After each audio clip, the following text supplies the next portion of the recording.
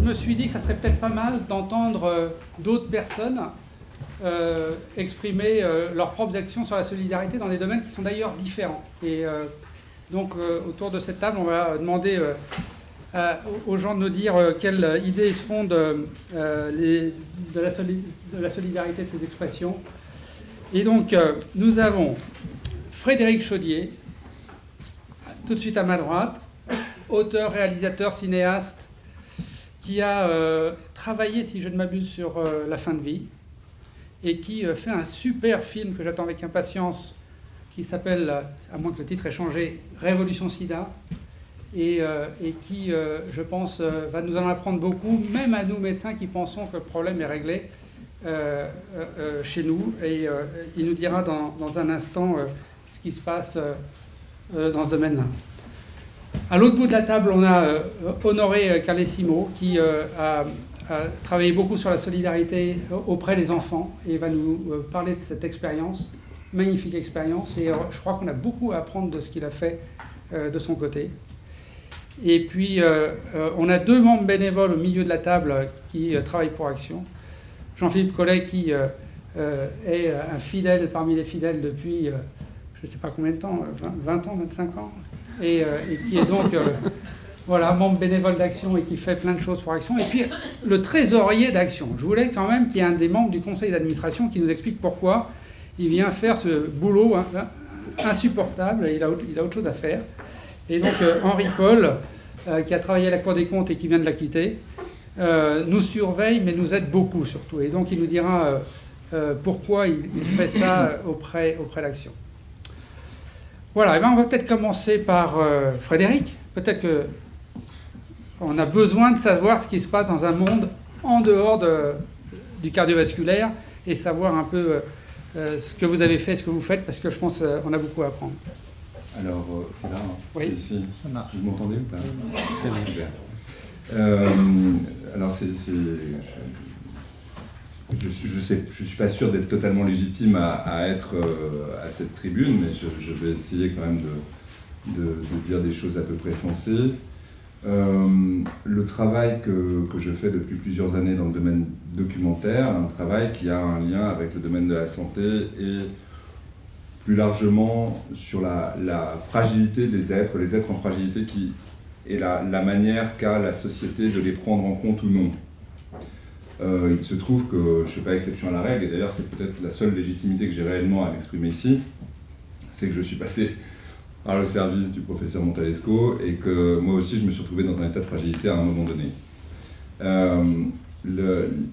Effectivement, j'ai travaillé sur la fin de vie, ce qui a donné lieu à un film en 2010, et là le prochain film est une forme d'exploration du monde au travers du VIH et de la manière dont les êtres qui sont atteints sont pris en considération ou sont stigmatisés. Et malheureusement, la plupart du temps, dans les sociétés que j'ai traversées, parmi lesquelles j'ai démarré en Afrique du Sud, puis je suis allé en Russie, en Chine, en Thaïlande et aux États-Unis, il se trouve que ce qu'on croit résolu ici, et peut-être on va prendre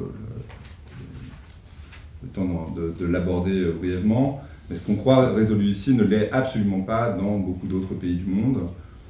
Les discours rassurants ne fonctionnent pas dans un certain nombre d'endroits du monde, y compris les pays qui ont fait de grosses avancées à certains moments sont en voie de régression pour beaucoup d'entre eux.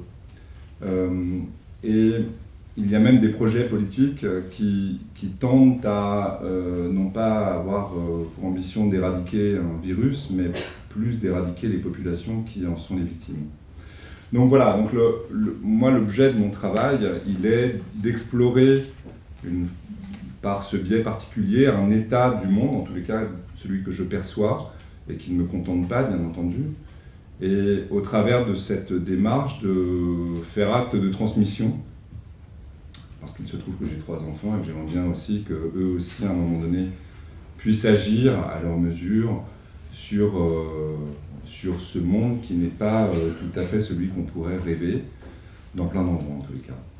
Sur la situation France, c'est évidemment un peu particulier parce que la France est découvreuse disons qu'officiellement elle est co-découvreuse, mais elle est découvreuse du VIH. Il y a eu d'énormes avancées qui ont bouleversé d'ailleurs beaucoup d'autres domaines que celui de la recherche contre le VIH.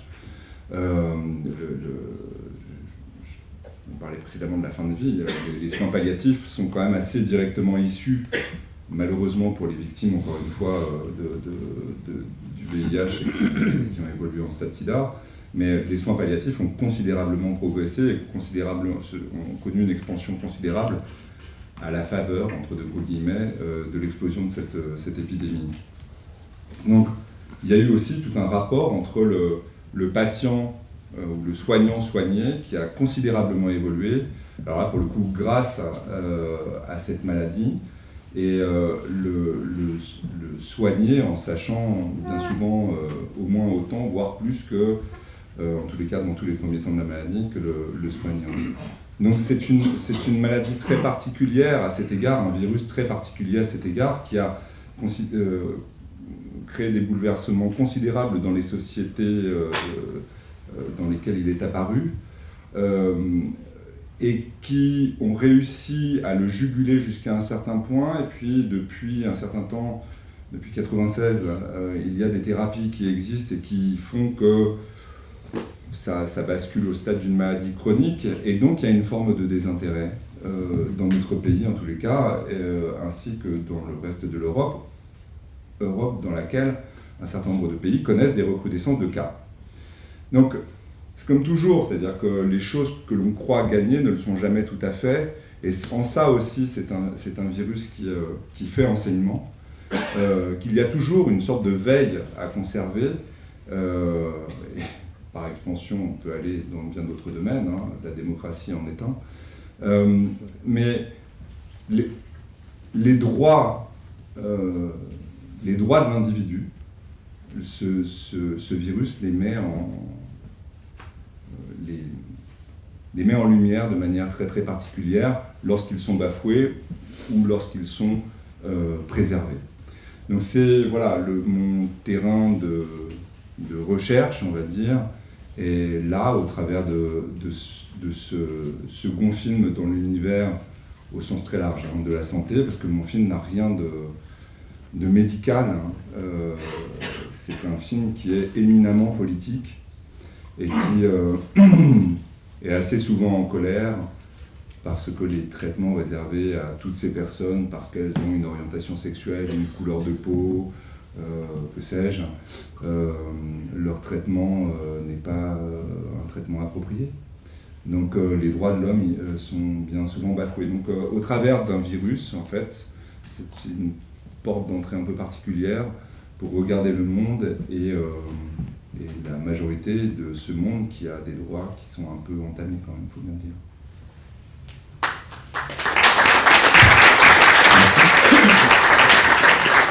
Comment vous voyez l'avenir, Frédéric, dans ces sociétés qui gèrent le sida d'une manière qu'on a du mal même à imaginer ici ?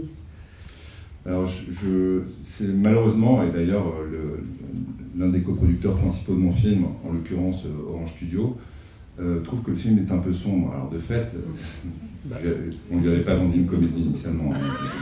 C'est défendable hein, comme point de vue. Mais, enfin le mien en tout cas, je ne suis pas très optimiste, pour tout vous dire.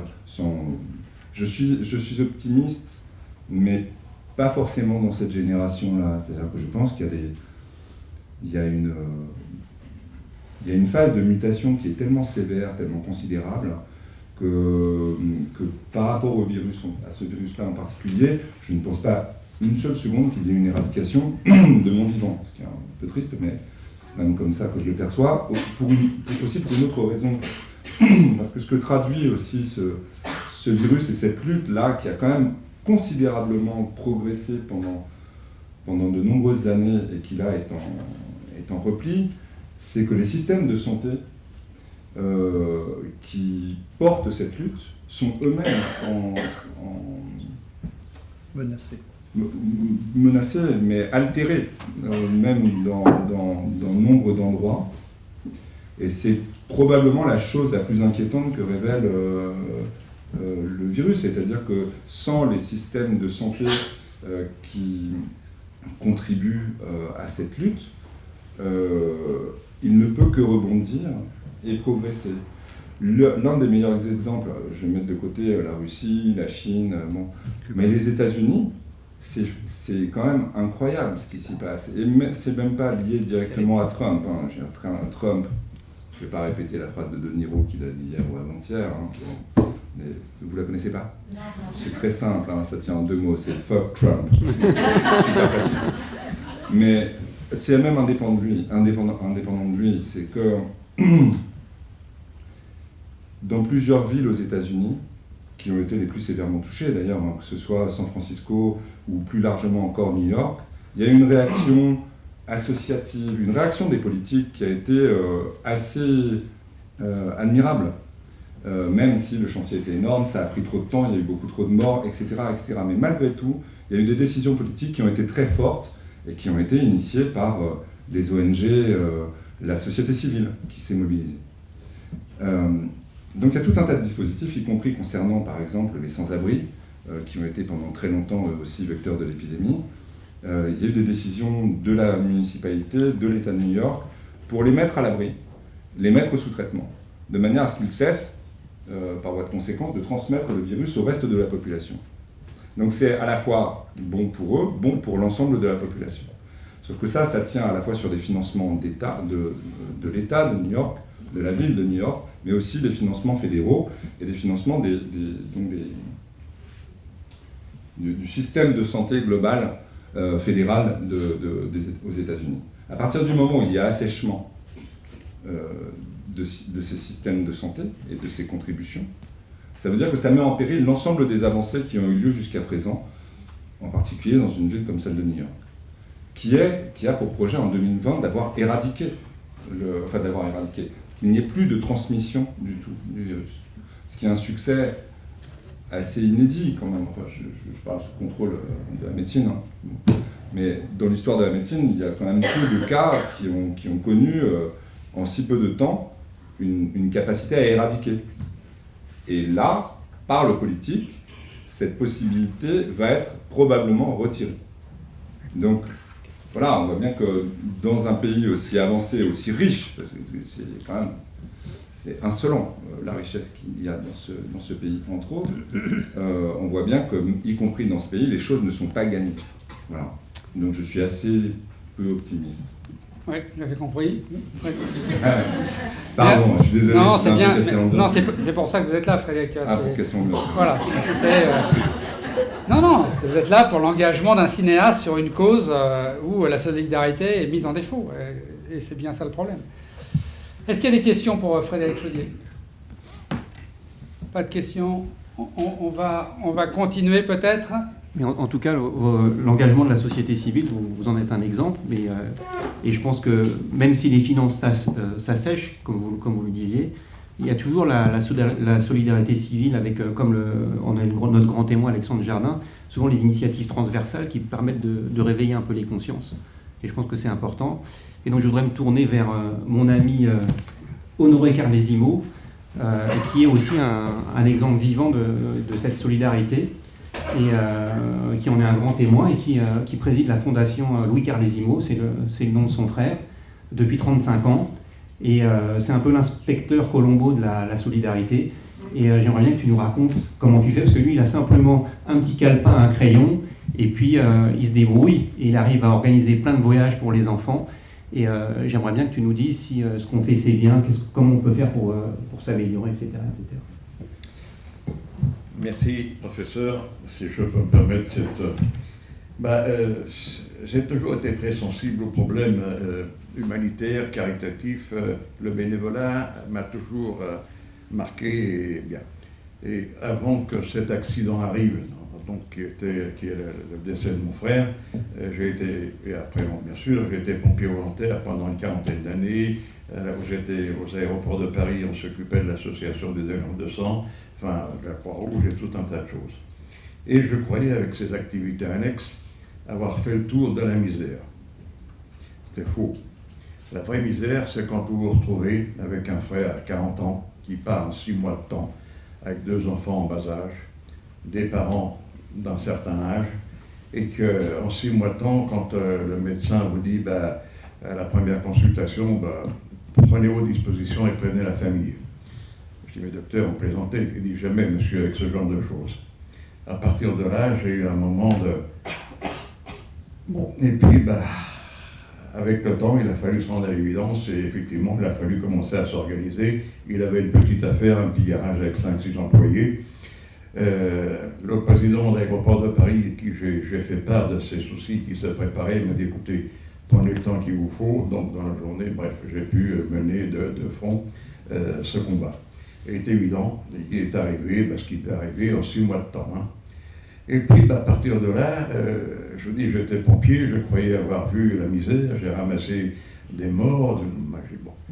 Quand ça vous tombe sur la tête, là, c'est différent. Et je me suis dit, alors, j'ai vu aussi ce côté néfaste. À partir du moment où on commence à savoir qu'il va y avoir un décès, ça y est, vous avez les charognards qui se mettent autour, pompes funèbres et d'autres, j'en passe. Et il a fallu, là aussi, se préserver un petit peu de ça, et puis, bien.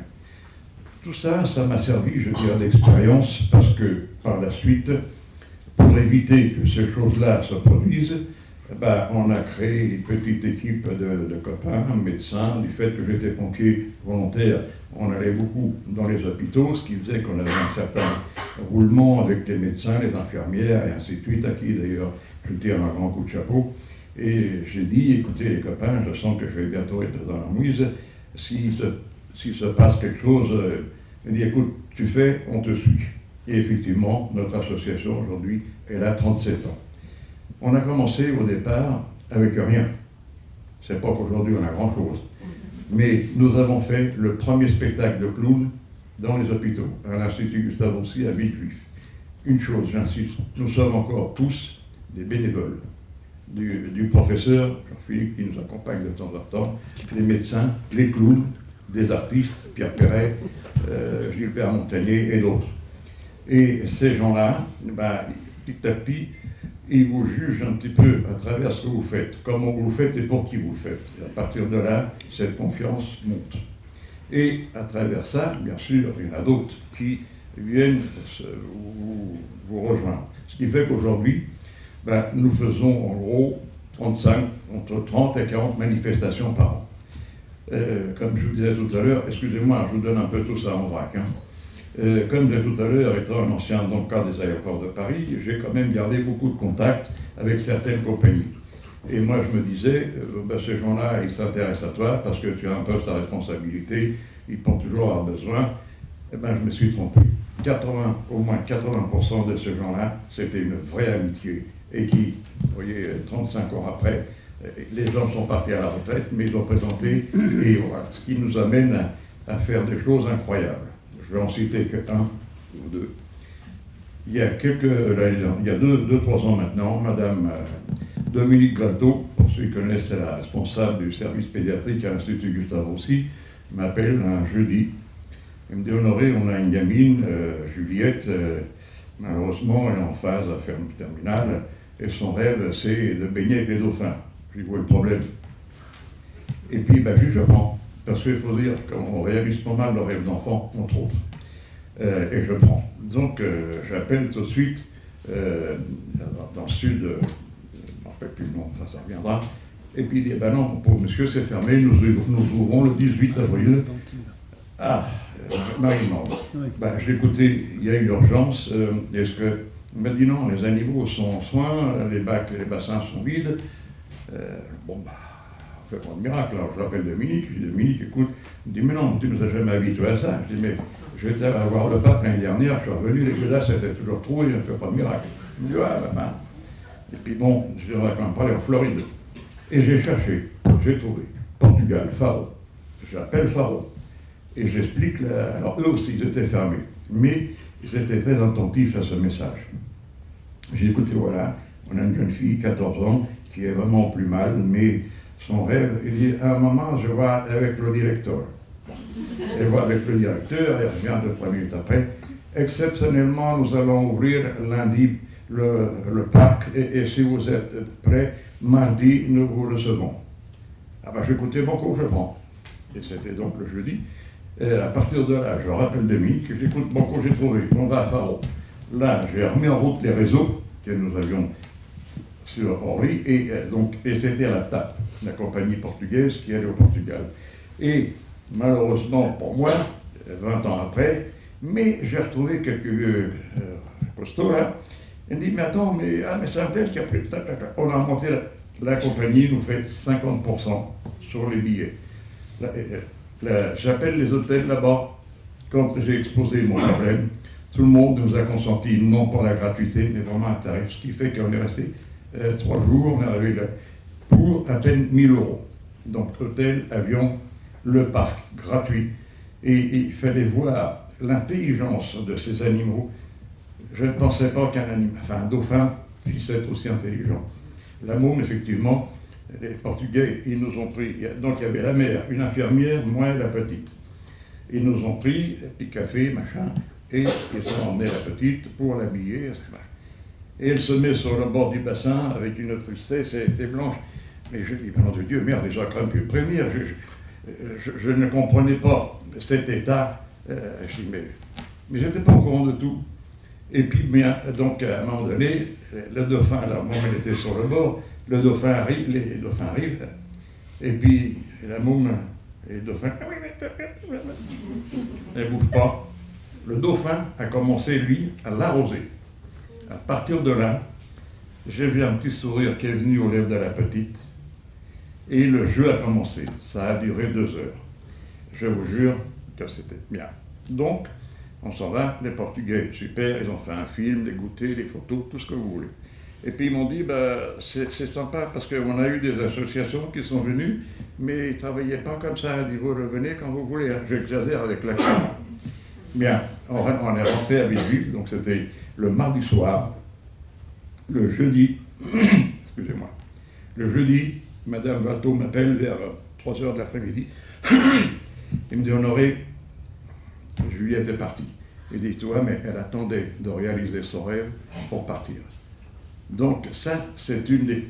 Et là, j'ai compris la gravité vraiment de la chose, pourquoi que la mère, elle n'était pas comme un... Et la petite aussi. Voilà ce genre de choses. Et une autre, puis après je passerai à autre chose, nous avions fait un voyage, c'est-à-dire que nous faisons les arbres de Noël et aussi les Mardi Gras dans les hôpitaux. Et avec le professeur Lemaire, à l'époque, donc une fois que les artistes avaient fait leur spectacle, après ils passaient dans les chambres.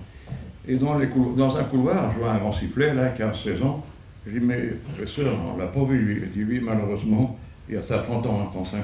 Il dit, malheureusement, la science fait ce qu'elle peut pour l'aider, mais... Et là, j'ai eu mal, je dis, nom de Dieu. Je suis remonté à mon bureau, à l'aéroport, et je dis à ma secrétaire, Jacqueline, je dis, mais Jacqueline, regardez voir un peu. Et on a regardé le plus près, je dis, merde, nous qui sommes du milieu aéronautique, on ne peut rien. On a fait un premier voyage en Corse avec des gamins, et d'ailleurs auquel nous accompagnait le professeur Cabrol, avec qui on travaillait. Et là, je me suis dit, ça a marché, pourquoi? Donc la Corse, c'était un test, hein, puisque c'était 1 heure d'avion, Bien, un jour, je reçois à Orly l'Ordre du Mérite. Madame Michaud-Chevry, ministre à l'époque de l'Action humanitaire, vient me remettre cette décoration à l'aéroport. Et dans son discours, elle dit, Monsieur Calais-Simon, elle dit, mais vous savez, vous avez fait tout ça avec les enfants, elle dit, un jour, il faudra venir dans mon île. Hein. Ah, je dis, oui, Madame la ministre, vous pensez avec l'avion, c'est tout près, c'est ceci, cela. Mais, et nous avons donc, suite à cet événement de ce gamin qui était condamné, j'enclenche l'affaire. J'appelle, et c'était à l'époque le professeur Camille Berchel, pour ceux qui l'ont connu. Je veux Daniel Alain-Gilles, la Bicêtre, et je dis Daniel, on me dit, mais on a Camille, il était chez nous, il est patron là-bas maintenant. Je prends contact avec Camille, il me dit, vous venez voir, je monte avec une équipe pour voir qu'est-ce qu'il y avait, les structures. Tout correct, tout était bon, donc du fait aussi de mes antécédents pompiers. Et puis on monte en voyage, donc en Guadeloupe, avec 21 mômes, phase terminale. Professeur Jasmin nous accompagnait, il y avait 3 toubibs, 4 ou 5 infirmières, Pierre Perret, parce que j'ai été le voir, j'ai dit Pierrot, je lui explique ce que c'est. Il dit à sa femme, il dit, qu'est-ce qu'on fait nous? Il dit, t'as un âge, je sais pas où. Il dit, non, t'as nul tout, on va avec Nono.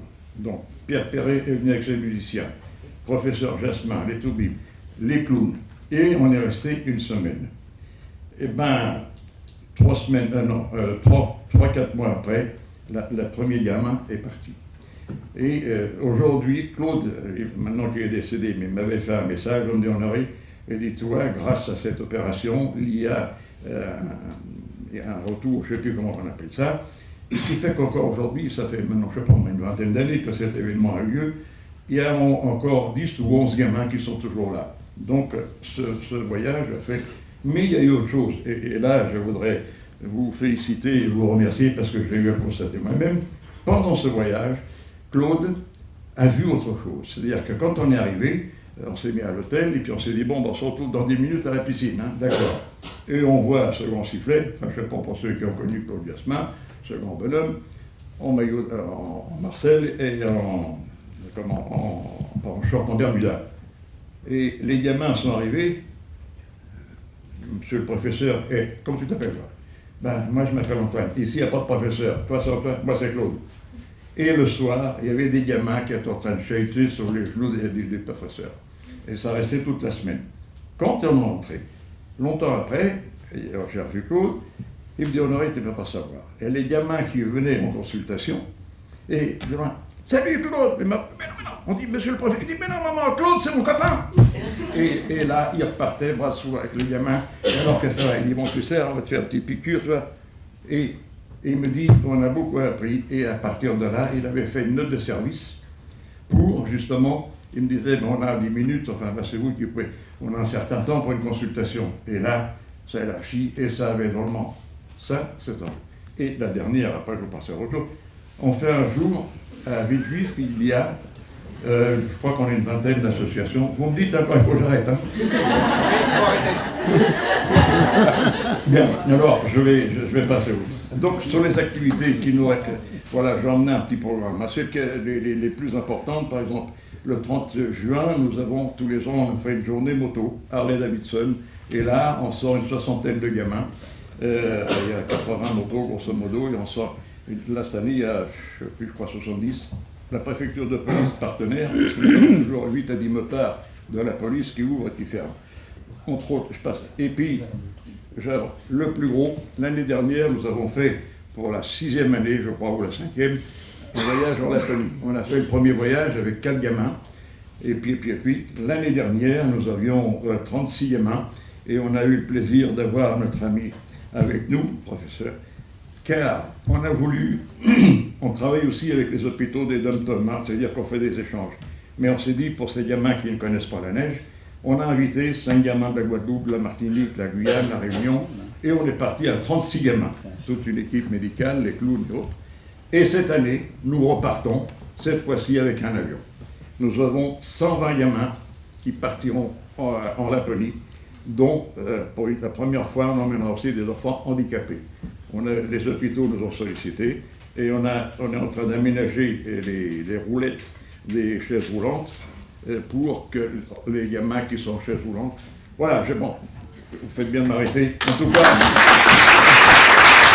C'est la preuve vivante que tout est possible. Hein, c'est ce qu'on appelle la solidarité transversale. Et puis, il nous entraîne, et parfois on a du mal à le suivre. Mais vous voyez qu'on peut tout faire, et je pense que... moi j'ai vécu ça avec toi et je pense qu'on en prend de la graine à action pour prendre exemple sur toi et puis aussi lancer nos actions de solidarité. Est-ce que j'ai le droit encore 30 secondes? Allez, 10 secondes. 10 secondes, parce que alors là on va finir à je ne sais pas quelle heure. Moi ce que j'aimerais bien, c'est parce que là, en venant cet après-midi, je ne connaissais qu'un petit peu à la surface. Mais j'aimerais bien qu'on essaie de se mobiliser et en mettant chacun avec ses moyens de contribution, nos relations, et pourquoi pas de financer un gros projet, de manière à vous apporter notre petite goutte d'eau. Et là, si vous faites un petit comité j'allais dire, moi je veux bien en faire partie, et de mettre à contribution nos relations, de manière à des fondations, Aéroport de Paris, Carrefour, je ne sais pas quoi. Et voilà, donc d'apporter nous aussi notre pierre à l'édifice, comme on dit. Eh bien merci, on te prend en mot. Super. Bravo Honoré, merci.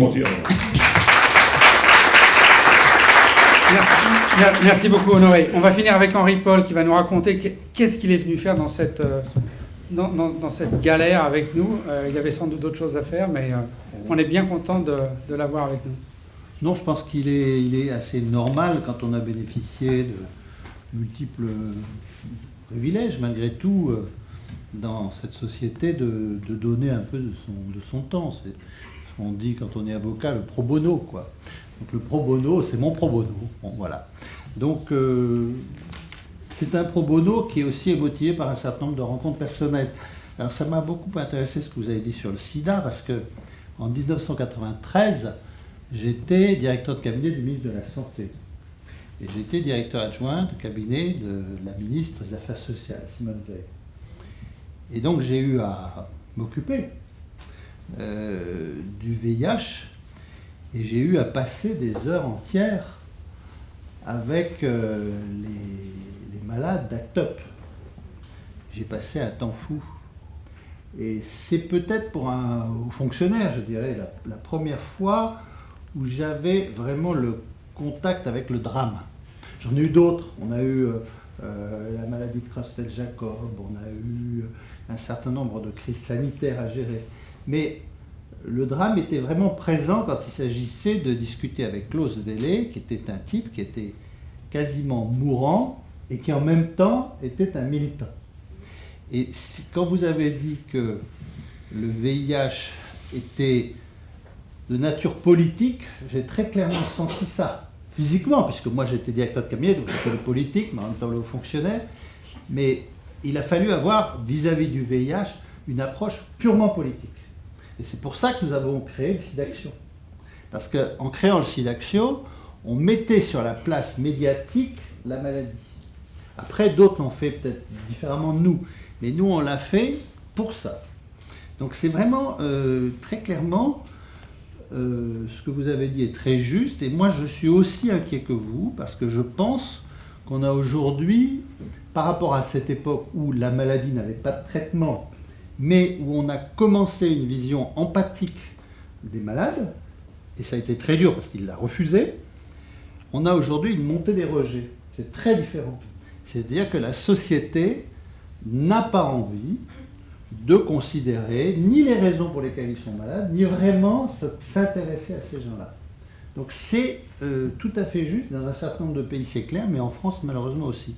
Et il y a une montée des rejets qui m'inquiète beaucoup. Et je suis d'accord avec ça. Alors sur la solidarité, bon, moi je suis membre de la Cour des comptes, président de chambre à la Cour des comptes, vous me diriez, c'est une histoire d'argent. Moi je pense que la solidarité n'est pas une affaire d'argent. J'ai beau être trésorier, l'argent se trouve. La solidarité, c'est deux choses. C'est d'abord un but à rechercher, c'est l'humain avant tout. Et ça, lorsque Gilles Montalesco a dit « on n'a plus le temps de parler aux patients », je trouve ça très grave. Très très grave qu'on n'ait plus le temps de parler aux patients. Alors c'est peut-être à cause de l'argent qu'on n'a plus le temps de parler aux patients, mais c'est très grave. Donc c'est d'abord un but, à mon avis, l'humain. Et deuxièmement, c'est un moyen à retrouver, et là ce sont les réseaux. Et je pense que c'est au réseau, alors c'était très intéressant ce qu'a dit ce monsieur, parce que lui, il a son réseau des aéroports. Bon, c'est un réseau formidable, parce que l'avion, ça fait rêver, et autour de l'aviation, il y a une espèce de mythologie. Les gens dans l'aviation sont très unis, aviation, pompiers, tout ça. C'est des rêves d'enfants, mais ça marche très bien. Et je pense que les réseaux, c'est la deuxième moyen de créer de la solidarité, et ce n'est sûrement pas l'argent. Et il ne faut pas se laisser aveugler par les questions d'argent dans cette affaire. Tout à fait. Gardons l'humain et gardons les réseaux. Et c'est peut-être pour ça que je suis trésorier de cette fondation. Je vais m'occuper de l'argent. Il y en aura toujours. Vous vous occupez des réseaux et surtout vous occupez de l'humain. Voilà. Très bien.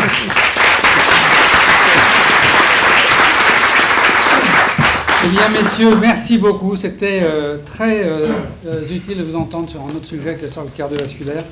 Et donc, on garde les messages. L'humain et les réseaux. On a un très beau réseau à Action en France de 150 centres qui travaillent avec nous.